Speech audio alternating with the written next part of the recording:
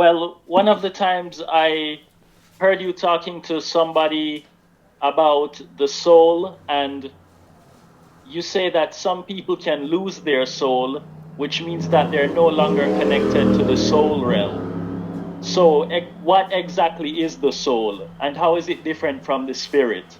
So let me explain. This is from a part of that called soul, soul, spirit, spirit. Okay, so number 3 says, I told you Ba'a, soul, and Rawa, soul. So those are like two different names that refer to the soul. And 4, I spoke to you about Ka'a, spirit, and Nafas, spirit. Sorry, I'm getting some kind of feedback coming back from you, or some noise and interference. So if you could just mute whilst I'm going through this, and then you can unmute when I finish, please. That will help. Okay, so 5, and about arc. Sorry, did you hear what I just requested in terms of if you could mute whilst I'm going through Yeah. this, please? Thank you. Let me go back to 5, and about the arcs, etheric being, and the who, that's the oversoul. All right.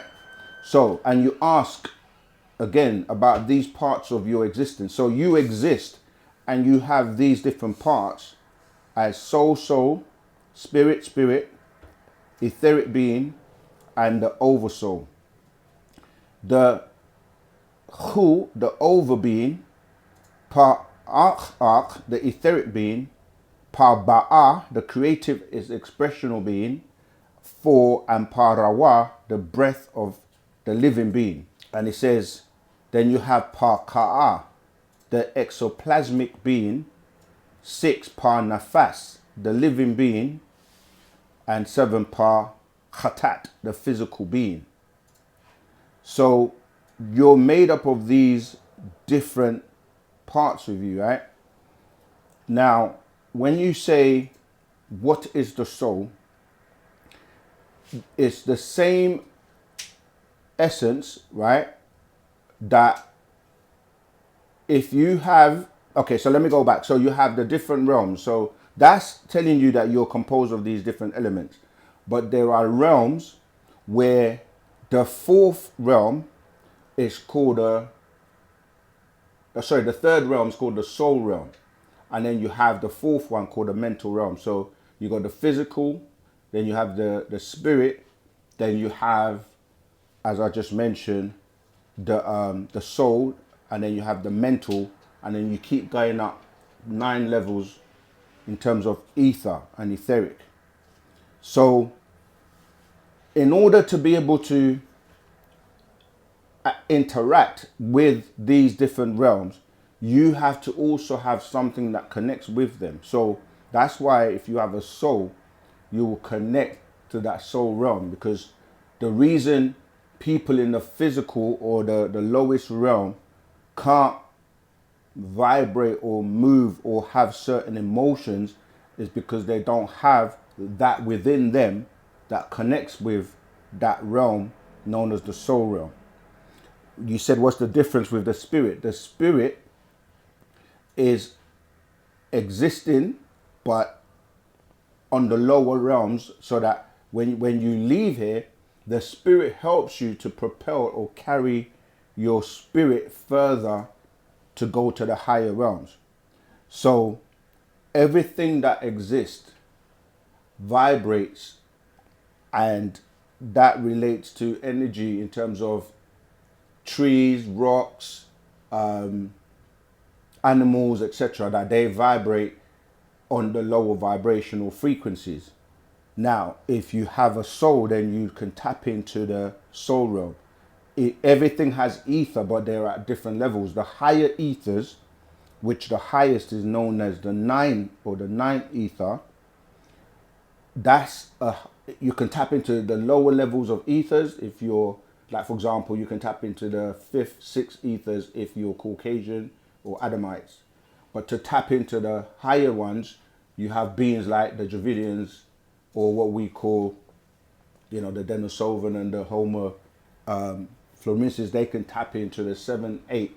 But we as Nagaru can tap into the 9, or we have the potential to tap into the higher realms. All right, so let me carry on reading. I'm going to jump to verse 37. It You said says, Denisovans, right? yes. So when I go to Okay. verse 37, it says, first we'll look at Pa-Hu, which is the overbeing or the oversoul, pre-existent being of mental. Then you have, and then we look at Pa-Ach, the etheric being or creative expression, which is linked to all as an energy double. Right? So Pa-Ach, the arc vibrates on 1 through 10 levels. And 10 is only a repeat of the first level of higher dimensions. So what we're basically saying is that when you say 10, you're starting again, because the highest number is number 9.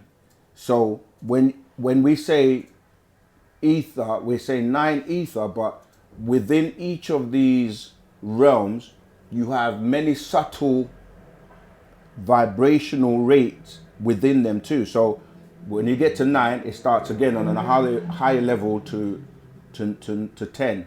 From 10, sorry, so you go 10, 11, 12, and then you're going to get to what you call 20, but 20 is another cycle. So there are cycles within cycles. Okay, so it says 39, the arc vibrates on 1 through 10 levels, and 10 is only a repeat of the first level on higher dimension. And another way I explain this is like when you look at colors, for example. Yeah, most people are familiar with the basic colors. So you could say like red, yellow, blue.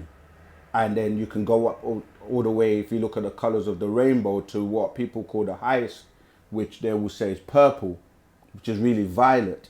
But even though you might say red, there are millions of subtleties or variations of red, and the same with the yellow and the blue.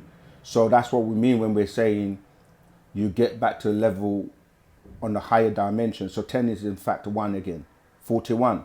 And then we look at the Ba'a, called the soul, creative expression of emotional being. This is why I say if you have emotions, this is emotions tie into having a soul. 42. And there is a counter soul called in our language Parawah, called also the soul. Yet, 43, yet it is breath or wind and affects the body actions. This is why breathing is what we're referring to when you say the breath, because the breath interacts with your solar plexus, which is what gives you something called the burning. So you're alive, and the breath is part of that thing that keeps you alive. So you take in oxygen and the burning takes place, it's ignited, and you give off carbon dioxide. So if you keep going, 44, it ignites with the first human breath of air or the mixture of gases. Ether, one breeze, the atmosphere or breath, 45, and then we look at Pa-Ka'a, called the spirit. 46, ghost, plasma, comes into being at the moment of sperm and ovum contact, or spermatozoa fertilizing an oocyte or egg. Okay, so it started to go on to explain that the whole process of how the sperm ties in with the ovum to start to grow you. But all of these subtle levels of vibrations known as ether, known as the soul, known as spirit, they all are in the air or atmosphere in one level or one way or another. Like I said, the breath is part of the soul because you breathe in to stay alive. Now, when we say people lose their soul, what we're saying is that part of you, that solar plexus, that part of you that's connected emotionally to the higher levels of vibration, to the soul realm, you get cut off. You don't have that connection. So you're only operating on spirit. and operating on the lower vibrations. You see, so you may have the ability for it to be activated. It's like having a car, yeah, and you have a battery in the car. That car, that battery, say, in the car. Oh, you're explaining how to get back your soul. Yes, if it's possible, because you can have a flat battery that no matter what you do to it, you will not be able to get the car to start. So you'd have to buy a new battery. Yeah.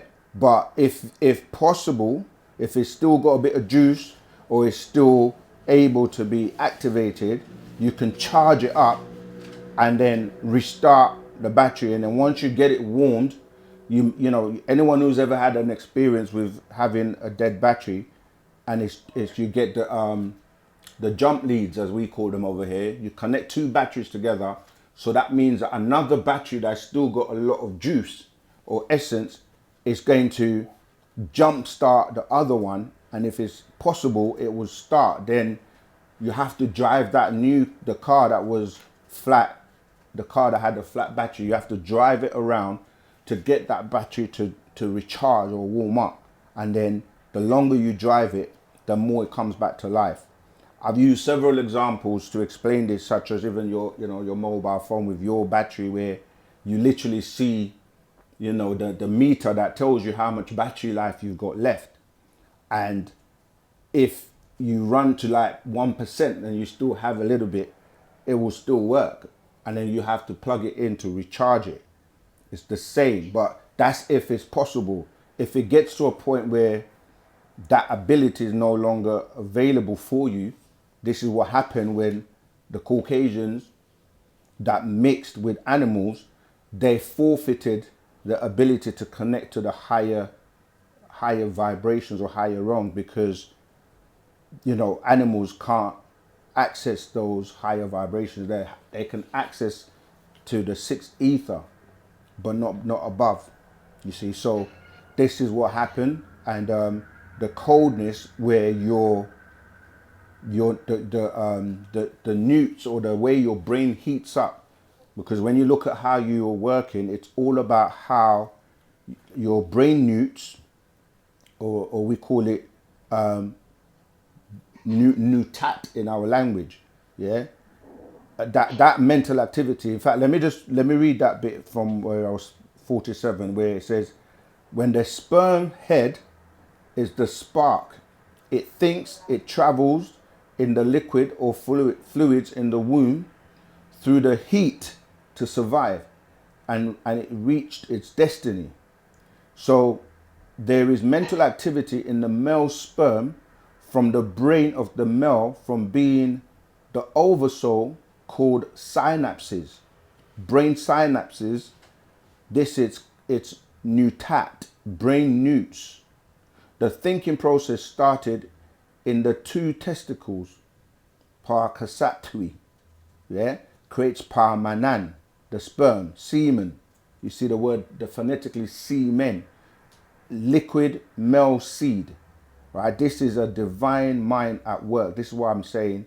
You have to mentally, yeah, that charge when the brain travels through the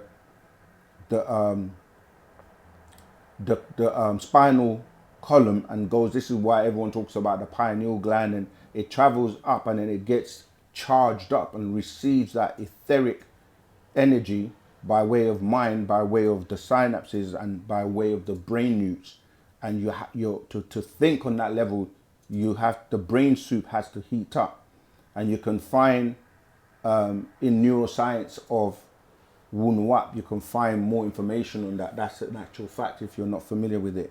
Yeah, so I don't know if you want me to elaborate on anything, but yes, that's why if you're fully connected to the realms, you'll be able to access all the way up to 9 levels. And if you're not, you can only access to a certain point. And some of us have regressed, so we're not using our mental, we're not connected to to the soul, because we've become cold. We've started to act and behave in a way that lacks or gives the absence of soul, and you're not able to connect with nature, because nature is also interacting with that higher vibration, and so we say you've lost your soul or you lose your soul.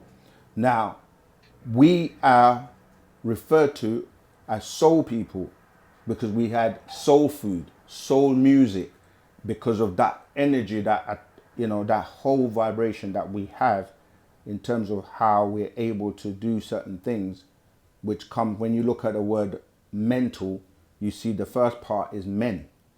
Yeah.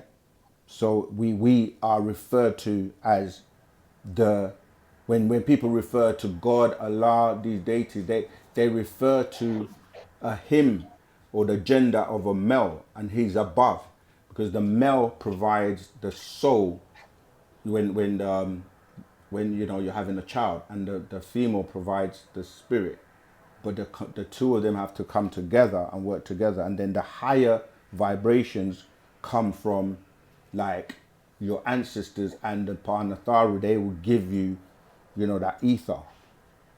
Does that make sense, or do you want me to elaborate or expound on anything? Yes, it makes sense. But what I want to know is that I'm not sure if you mentioned this already, but I'm asking, like, about losing the soul. So I think I heard somebody say one of the time that we're normally connected to our soul vibrantly. We have our soul, but when we go through a lot of traumatic experiences, it's like we disconnect from our souls. Is that what causes it? It can be, because, like, when you forget, well, it depends on who we're calling the we, because, as I said, there different people are different in terms of their makeup. But yes, in terms of, you can be taught or have learnt behavior that cuts you off, right? And this is what religion does, in the way that it cuts you off from connecting with yourself, and then connecting with your ancestors, and then connecting with the Panatharu, the overseers. And this link is, all of them are required in terms of, that's why we talk about the tones, because when we say tones, tones are vibrations and frequencies. So this is why the Master Panabab Yanun gives us back, as the Negroid race, our tones of FAC, because those three tones are vibrations that connect you to your body, to the planet around you, nature, as well as to the cosmos. So the C will connect you to the higher realms, and the F to nature, and the A to your body. So all of them three have to be aligned, and if you were to read, say, the religious books, a lot of the time they interchange spirit and soul together, you see, and they don't realize the differences between them, or the subtleties between them. Yeah, so yes, you can kind of like have a traumatic experience where you're cut off, and this is why in religion, as I was saying, they don't want you to connect back to your real being, the internal you, which is really your soul. That's the bit that returns and goes back to the higher realms. Okay, so um, if you're disconnected from your soul, or if you lose your soul through traumatic experiences, let's say that you die in this life and you reincarnate, will you get back a new soul, a brand new one? Well, when you lose your soul, that's where it means that you come, you kind of, well, if you have the ability, if you have a soul, for a start, number one. Number two, when you lose it, it can be reactivated or recharged if it's still possible. If it's not, then you will remain on the lower realms, and you can incarnate to try and basically learn like the lessons in terms of to be able to then move on to the higher realm. So you can if you are a Nagaru, then you'll be able to like come back, learn the lessons, and this time possibly if you do the right things. This is why Wu-Sabat is here. We're trying to save. We say we're saving souls because souls are being manipulated and being channeled or given to these entities that want to collect it, but they will only collect it on your crossing over, as you call it, dying, when you're dying. That most people don't realize that they will sell their souls or they will lose their souls by following and going in the wrong direction. But because they're still alive, they don't think or anything of it. But when they're crossing over, that is at that point where they will collect the soul, because the soul is like something in the sense of where it's like, you see how thoughts are. Thoughts also have a weight, a vibration, a frequency, and they can take it. Someone can take or grab or send that thought. So it's the same with your soul, where these entities that know that the value of that soul, they know that the soul is the most important part of you, they can direct you or mislead you. And this is what religions do. People don't realize when they're taking these like birth, baptism and shahada and all these things, that they're rituals that you're actually, because it's something that you have to give away. It's not like they can't just take it. You have to utter those words and say you're accepting this. So this is what I'm saying, that religions, they use deception and people don't realize. That's why when we say to people, it's not a frivolous and just insignificant thing when you go and you utter and take these rituals and ceremonies, because even in terms of when you're looking at like the entertainment industry and so on and so forth, some of them will sell their soul for riches or for money and stuff, and then they think it's fine. But when it comes to that time of paying or collecting, you watch every movie you watch, the devil is always after those beings to collect their souls, because that's very valuable to these entities.